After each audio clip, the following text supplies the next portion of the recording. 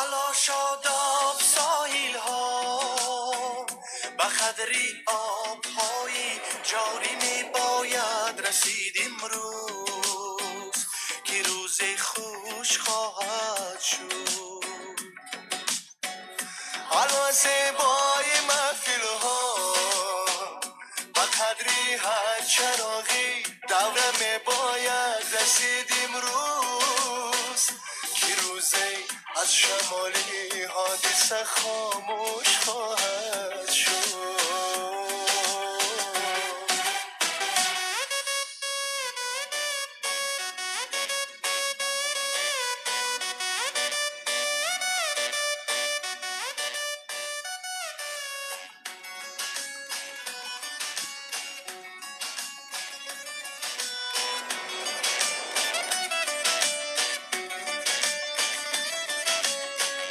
علا رهجوی منزل ها به قدری رکشایی اولیل باید رسید امروز که فردای شما هم یک زمان دوش خواهد شد. شما امروز اگر از طالب و بخت و نصیبی خشتن مسته در آغوشی بیشتی دل برانی گل بدن مسته سی عطرگی سوانو کاکلانی پرشکن مسته زمان زمخطان از کاری دنیا پیر خواهد شد. زمان نوبتی بزمی محبت در خواهد شد. الا شاداب ساحل ها به قدری آبهایی جای می باید رسید امروز که روز خوش خواهد شد. الا زیبای محفل ها به قدری هر چراغی دوره می باید رسید امروز که روز از شمالی حادثه خاموش خواهد شد.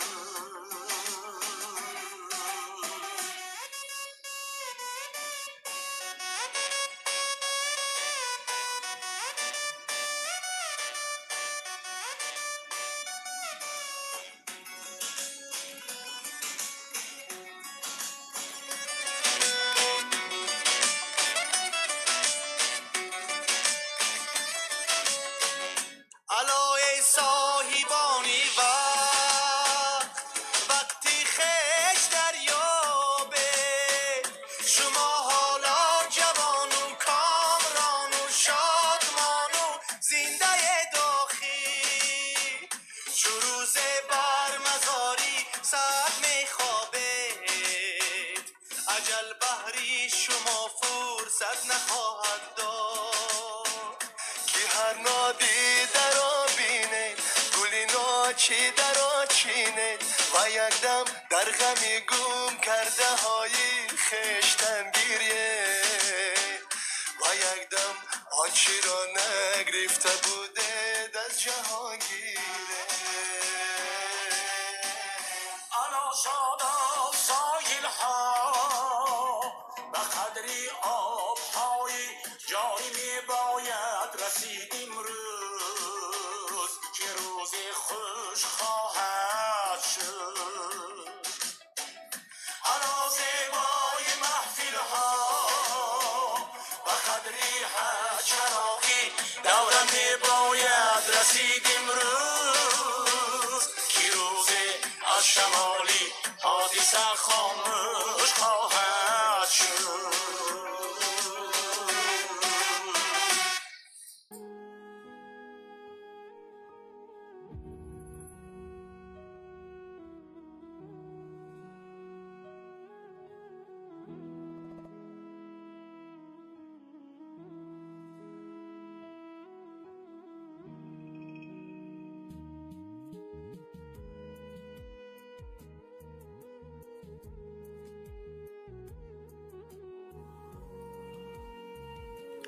ассалому алайкум шунавандагон ва бинандагони арҷманди радиои муҳоҷир.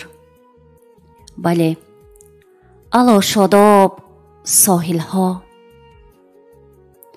алло шодоб соҳилҳо, ба қадри обҳои ҷорӣ мебояд расид имрӯз, ки рӯзе хушк хоҳад шуд. бале, ин мисраҳои дилнавозу гӯшнавоз аз қалами лоиқи бузург аст. айни ҳол пахши мустақими барномаи чакидае аз таърих аз студияи марказии радиои муҳоҷир, шаҳри Москав. ман Матлуба Салимзода тӯи чанд муддате бо шумои азиз. чакидае аз таърих бахшида ба мавлуд ва сугвории 2 нафар нодиртарин чеҳраҳои рӯзгори мо, 2 нафар фарзанди фарзонаи миллати тоҷик, 2 шоири оташин қалам, муъмин қаноат ва лоиқ ширалӣ аст. пеш аз ҳама шукри офаридгор ки чунин шахсиятҳоро ба мо арзонӣ дод ва аҳсанд ба модароне ки чунин фарзандони фарзонаи миллатро зодаанд. инчунин хуш ба ҳоли онҳое ки бо чунин шахсиятҳо шахсан сарукоре дошта ва аз ниҳоди онҳо бохабар буданд.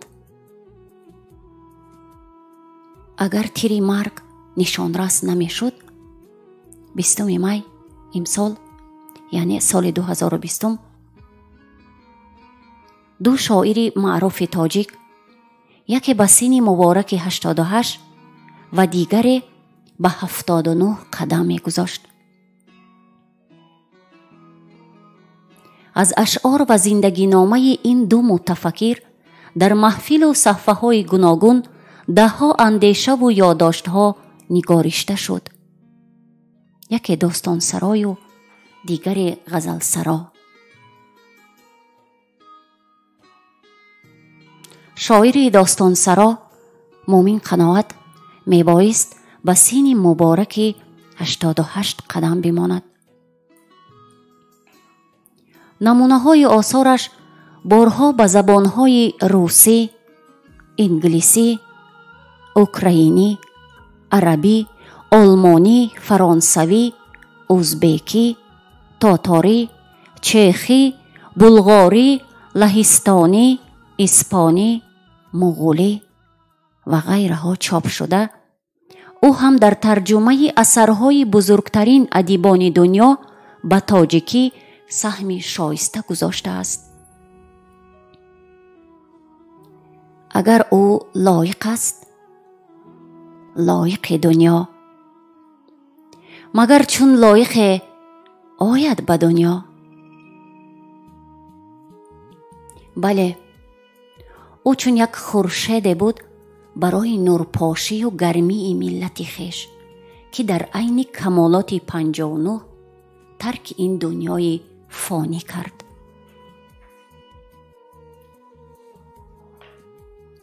зодрӯзи ин азизон ба наздикону пайвандон ва ба миллате ки нисбати ин шахсиятҳои бузург як меҳру муҳаббату ихлоси беандоза доранд, муборак.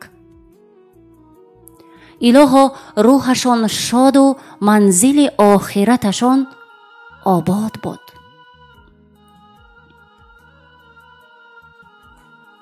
чакидае аз ёддоштҳои баъзе аз шахсиятҳоро бароятон мешунавонем.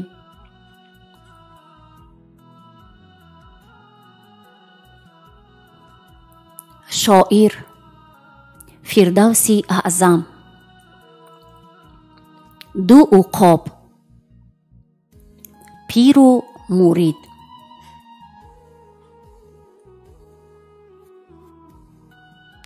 рӯзи 20 май ки рӯзи шер, روز مبارک استادان مومن قناعت و لایق شیرالی است.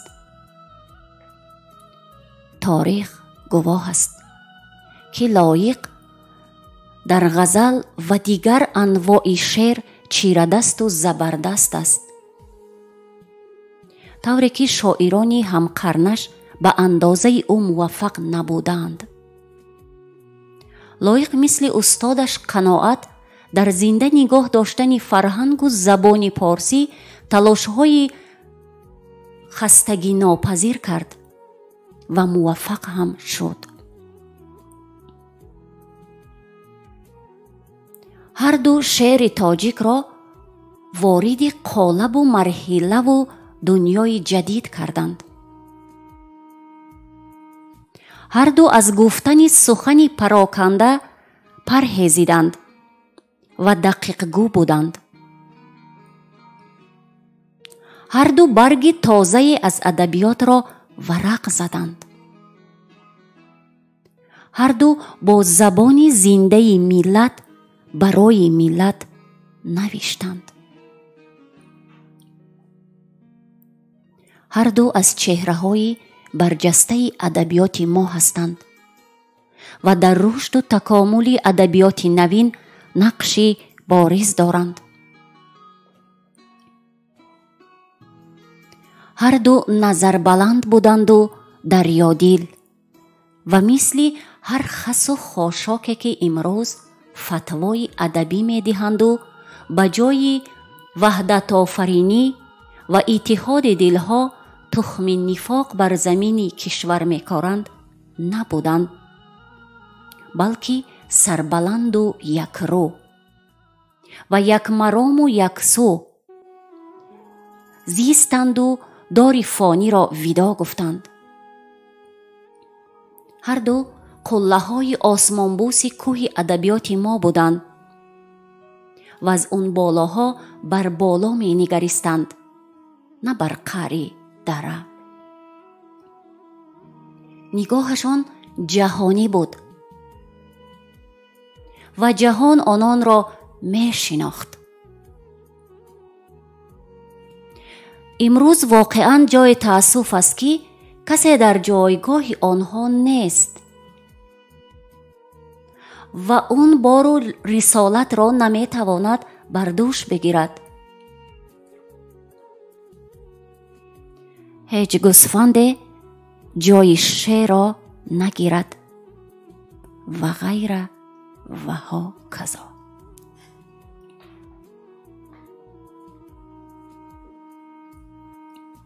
اکبر ترسان نبیپور، عالم، دکتر علم فلسفه. لایق می گفت که نه همه پیچیدگی ها و فروبستگی های احساسش را بر روی کاغذ ریخته می تواند. حیفا که وی عالم پررنگ عاطفه‌اش را به جمله درد و دادهای ضمنی‌اش به دل خاک تیره برد و هیچ وقت هیچ کسی هیچ جای آنها را بازگو کرده نمی تواند. آن دفتر پریشان لایق را که خودش سخنریزه عنوان کرده هر یکی را مطلع شعری تر می دانست، اکنون کی کشاده نیت و نقشه های ایجادی او را روی قلم آورده می تواند.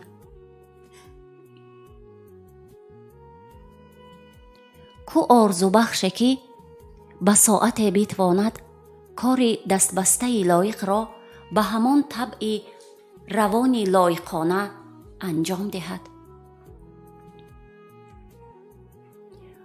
آه و افسوس که چنین معجزه در دو دنیا هم صورت پذیرفتن نمی تواند.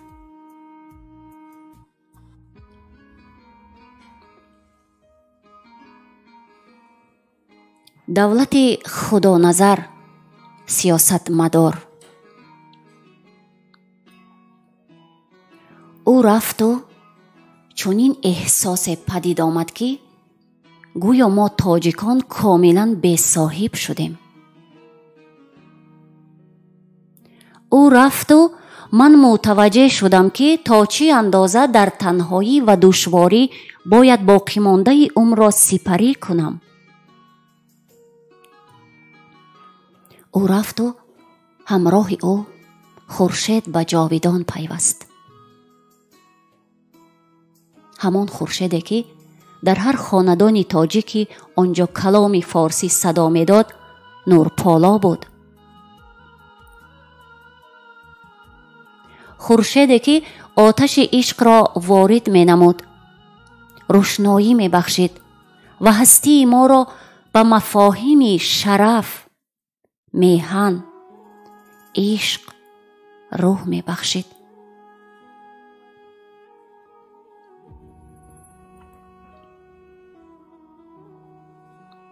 عبدالمجید دوستیف، سیاستمدار.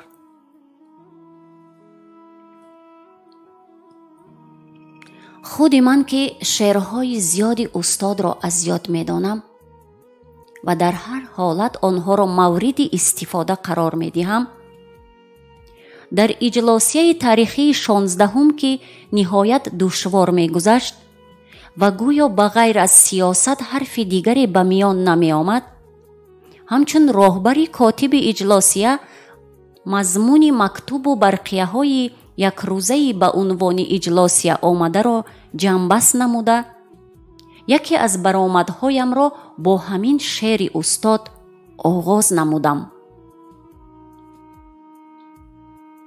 ملک سنگستان و ما بی سنگریم، سر به سر سردار و ما بی سروریم، پنبه در گوشیم ما و راهبران، زان که ما خلقی پنبه پروریم. فخر ما باشد سری بام جهان، خاک بر سرمان که بی بام و دریم. و این شعر البته دوام دارد. شنوندگان عزیز، چونین چکیده ها نه تنها از قلم و زبان شخصیت ها، بلکه غزل و داستان های این دو فرزند فرزانه ملت در اویله های تمام فارسی زبان ها به هر نوعه صدا می دهد.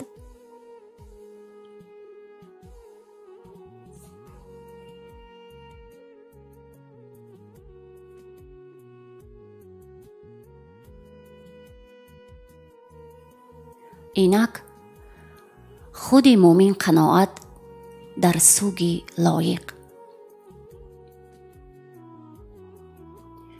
جان بودی و رفتی زنده‌ام، حیرانم،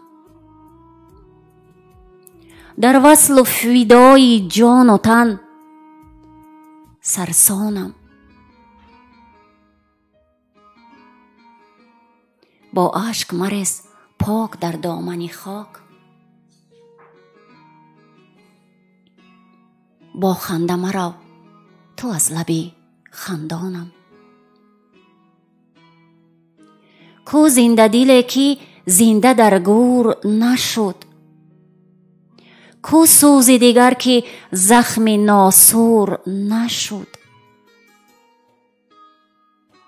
هم خون زماندار و همبال زمان، پیوند زمانه با زمان جور نشد.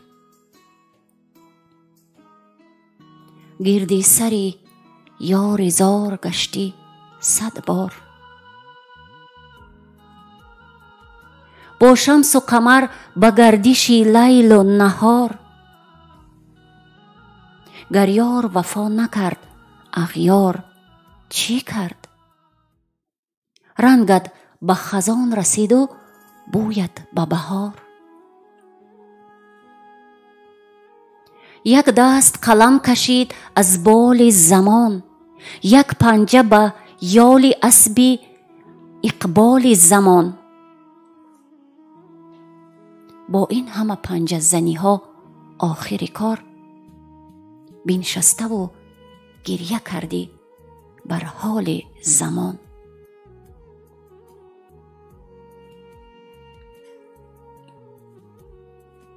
عزیزان شنوندگان رادیوی مهاجر، ما گروه ایجادی رادیوی مهاجر سپاسگزاریم از یکایک شما برای دقیقه های با ما بودن. برنامه چکیده از تاریخ را با صدای لایق بزرگ خاتمه می دهیم. خانه آباد و تن صحت باشد.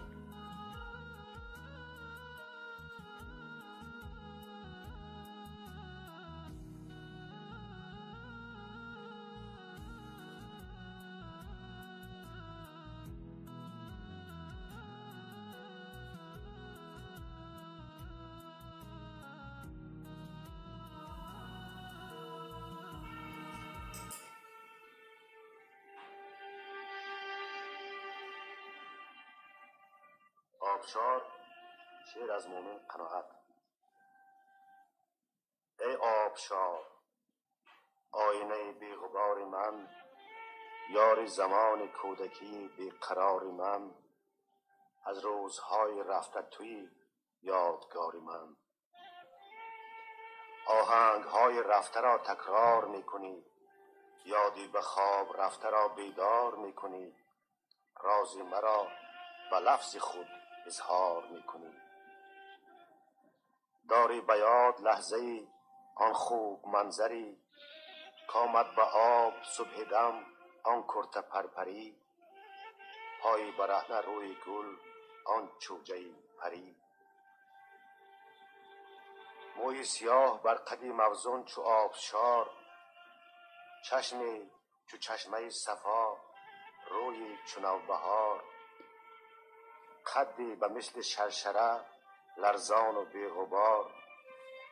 گل خنده میزد و گلی در آب میفکند، طفلی به آب گوهری نایاب میفکند، سوزی به جان بچه بیتاب میفکند.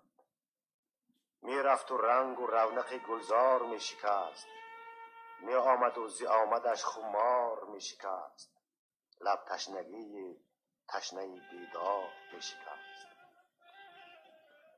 آن دخترک کی بود مرا؟ بلکه خواهرم، یا در بهار نورسی او بود دلبرم، یا چون کبوتر سفید او بود همپرم. هر کس که بود او مرا از جان عزیز بود، جانم ز جام شربتی او ریز ریز بود. روزی که چون دو ساحل دریا جدا شدیم، دریا صدا نموده و ما بی صدا شدیم، در تارهای شرشره هر دو نوا شدیم. آن لحظه های بی بدل گویی به خواب رفت، عمر عزیزی بچگی مانند آب رفت، چون کبک رو فرامد و لیکن شتاب رفت. ای آبشار باز بیا در کنار من، بنواز آن ترانه را چون یادگار من، باری نمای صورتی آن نوبهار من.